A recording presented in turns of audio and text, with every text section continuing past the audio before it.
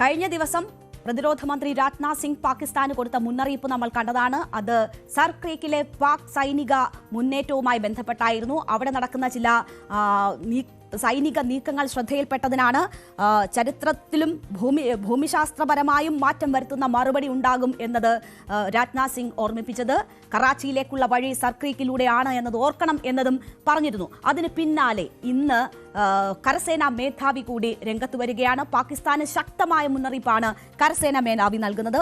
അതോടൊപ്പം തന്നെ എന്താണ് ഓപ്പറേഷൻ സിന്ദൂരിൽ സംഭവിച്ചത് എന്നതും കരസേനാ മേധാവി വ്യക്തമാക്കുന്നു. അതോടൊപ്പം എയർ ചീഫ് മാർഷൽ വ്യോമസേനാ മേധാവി കൂടി രംഗത്ത് വരുന്നു. എന്തൊക്കെയാണ് പാകിസ്ഥാൻ ഏറ്റിട്ടുള്ള പരുക്കുകൾ ഓപ്പറേഷൻ സിന്ദൂറുമായി ബന്ധപ്പെട്ടത് എന്നത് വ്യോമസേനാ മേധാവി വിശദീകരിക്കുക കൂടിയാണ്. അപ്പോൾ പാകിസ്ഥാനെതിരെ ഇന്ത്യ ശക്തമായ നിലപാടും മുന്നറിയിപ്പും എടുത്ത് മുന്നോട്ട് പോകുന്നു എന്ന് വേണം മനസ്സിലാക്കാൻ. സർക്രീക്കിലടക്കം പാകിസ്ഥാൻ നടത്തുന്ന നീക്കങ്ങൾക്ക് അപ്പോൾ തന്നെ ശക്തമായ മറുപടി നൽകാൻ ഇന്ത്യ തയ്യാറെടുക്കുന്നു എന്നതാണ് കഴിഞ്ഞ ദിവസത്തെ പ്രതിരോധ മന്ത്രിയുടെയും ഇന്നത്തെ കരസേനാ മേധാവിയുടെയും വ്യോമസേനാ മേധാവിയുടെയും വാക്കുകൾ സൂചിപ്പിക്കുന്നത്. അപ്പോൾ നമുക്കത് എന്തൊക്കെയാണ് ഇരുവരും പറഞ്ഞത് എന്നത് വിശദമായി നോക്കിയാൽ, ഭീകരതയ്ക്ക് സുരക്ഷിത ഇടങ്ങൾ ഒരുക്കുന്നത് പാകിസ്ഥാൻ തുടർന്നാൽ ശക്തമായ മറുപടി എന്നതാണ് കരസേനാ മേധാവി നൽകുന്ന സന്ദേശം. അതായത് ഓപ്പറേഷൻ സിന്ദൂരിൽ ഇന്ത്യ കുറച്ച് സംയമനം പാലിച്ചിരുന്നു. അത് ഓപ്പറേഷൻ സിന്ദൂർ എന്ന് പറയുന്നത് ഒരു ലിമിറ്റഡ് ഓപ്പറേഷൻ ആയിരുന്നു, ഭീകരതയ്ക്കെതിരെ മാത്രമുള്ള ഒരു ഓപ്പറേഷൻ ആയിരുന്നു. ഇനി ഒരു പ്രകോപനം പാകിസ്ഥാന്റെ ഭാഗത്തു നിന്നും ഉണ്ടായാൽ അത്തരം സംയമനം ഇന്ത്യയുടെ ഭാഗത്തു നിന്ന് പ്രതീക്ഷിക്കരുത് എന്നതാണ് കരസേനാ മേധാവി പറയുന്നത്. ഓപ്പറേഷൻ സിന്ദൂരിന്റെ ഭാഗമായ സൈനികർക്ക് ഉപഹാരം നൽകാൻ എത്തിയ ഒരു ചടങ്ങിലാണ് കരസേനാ മേധാവി ശക്തമായ വാക്കുകൾ ഉപയോഗിക്കുന്നത്. ഇനിയൊരു പ്രകോപനം പാകിസ്ഥാന്റെ ഭാഗത്തു നിന്നും ഉണ്ടായാൽ പാകിസ്ഥാൻ ലോക ഭൂപടത്തിൽ ഉണ്ടാകില്ല എന്ന ഒരു മുന്നറിയിപ്പ് കൂടിയാണ് കരസേനാ മേധാവി ദ്വിവേദി നൽകിയത്. അദ്ദേഹം ഓപ്പറേഷൻ സിന്ദൂരിൽ എന്തൊക്കെ സംഭവിച്ചു എന്നത് പറയുന്നു. പാകിസ്ഥാന് ശക്തമായ പ്രഹരം ഏൽപ്പിക്കാൻ ഇന്ത്യക്ക് കഴിഞ്ഞു. പക്ഷേ അതൊരു ലിമിറ്റഡ് ഓപ്പറേഷൻ ആയിരുന്നു. അതിനുള്ളിൽ നിന്ന് 9 ഭീകര കേന്ദ്രങ്ങൾ ലക്ഷ്യമിട്ടു. ആ 9 ഭീകര കേന്ദ്രങ്ങളും തകർക്കാൻ ഇന്ത്യയെ സംബന്ധിച്ചായി എന്ന കാര്യം പറയുന്നു. പക്ഷേ ഇനി ഒരു പ്രകോപനം എന്നത് ആ നിലയിലായിരിക്കില്ല.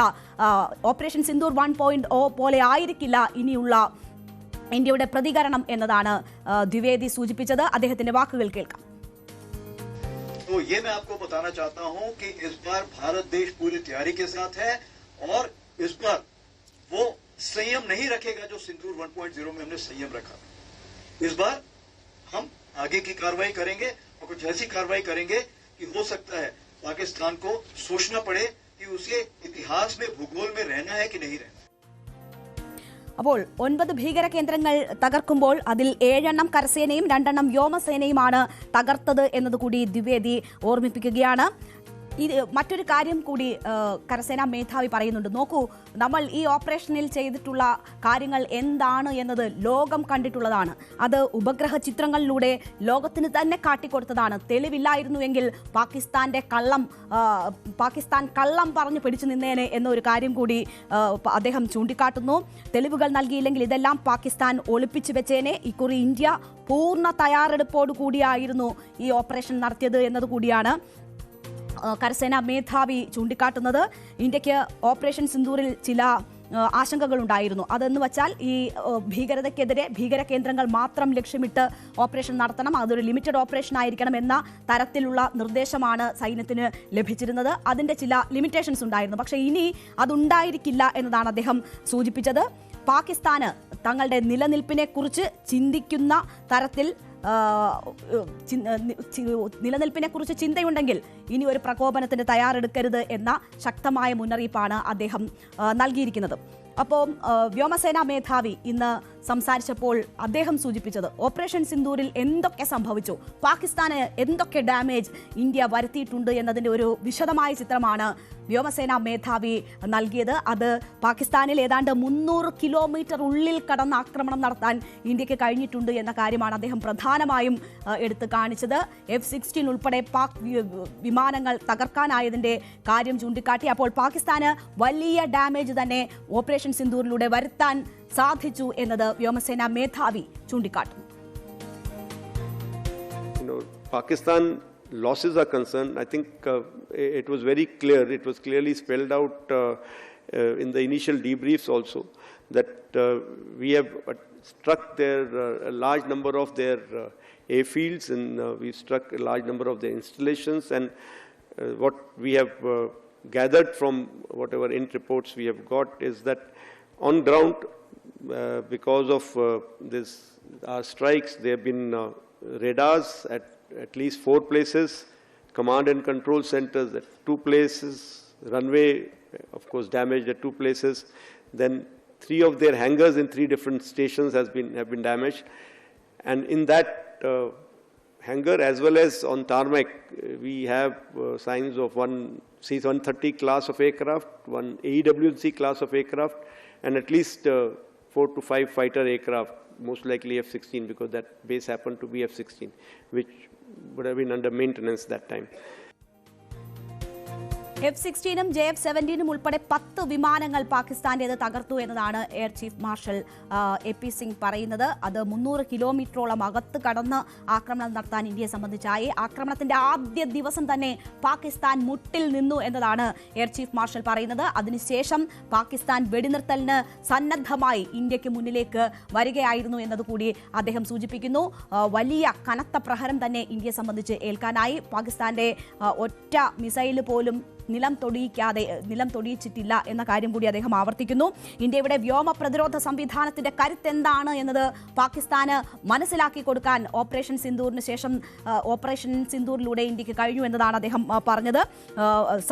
ദീർഘദൂര സർഫസ് ടു എയർ മിസൈലുകളാണ് നിർണായകമായത് എന്നത് അദ്ദേഹം സൂചിപ്പിക്കുന്നു. കൃത്യതയോടെ ആക്രമിക്കാൻ നമുക്കായി. പാകിസ്ഥാന്റെ തിരിച്ചുള്ള ആക്രമണത്തിൽ ചെറിയ പരിക്കുകൾ മാത്രമാണ് ഇന്ത്യക്ക് സംഭവിച്ചിട്ടുള്ളത് എന്നത് അദ്ദേഹം പറയുന്നു. ജനങ്ങൾക്ക് മുന്നിൽ പിടിച്ചു നിൽക്കാൻ വേണ്ടി പാകിസ്ഥാൻ ഇന്ത്യൻ വിമാനങ്ങൾ തകർത്തു എന്ന കള്ളം പടച്ചുവിട്ടത് എന്നതുകൂടി അദ്ദേഹം പറയുന്നു. പാകിസ്ഥാന്റെ ഒട്ടേറെ വ്യോമ കേന്ദ്രങ്ങൾ ഇന്ത്യ ആക്രമിച്ചു. 5 പോർ വിമാനങ്ങളെ വെടിവെച്ച് വീഴ്ത്തിയെന്ന് അദ്ദേഹം പറയുന്നു. 3 കേന്ദ്രങ്ങളിലെ യുദ്ധവിമാന ഹാങ്ങറുകൾ എന്നിവ തകർത്തു. ഒരു C-130 വിമാനം, F-16 ഉൾപ്പെടെ ഹാങ്ങറിലുണ്ടായിരുന്ന 4 5 യുദ്ധവിമാനങ്ങളും തകർത്തു എന്നതാണ് എയർ ചീഫ് മാർഷൽ ചൂണ്ടിക്കാട്ടുന്നത്. അപ്പോൾ പാകിസ്ഥാന് ഓപ്പറേഷൻ സിന്ദൂറിലൂടെ സംഭവിച്ചത് എന്താണെന്ന് ഇന്ത്യ ആവർത്തിച്ച് പറയുകയാണ്.